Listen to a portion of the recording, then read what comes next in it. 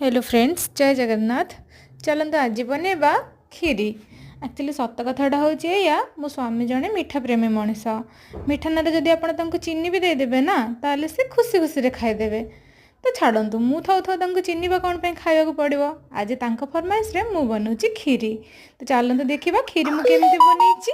तो प्रथमे मु गैस ऑन करी से गोटे डेक्ची बसई नहीं और किसी देसी घी आ फास्ट मुझे काजू किशमिश को ऐड कर देछि।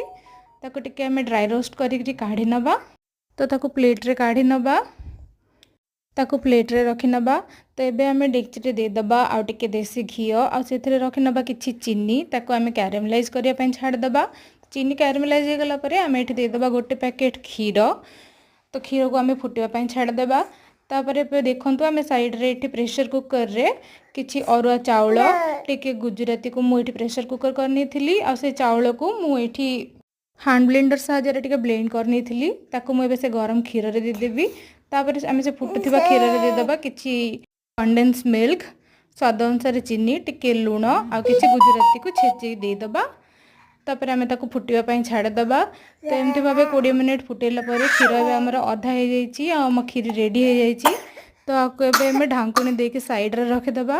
किछि समय ठंडा हला परे देखंतु हम खीर एबे रेडी हो जाई।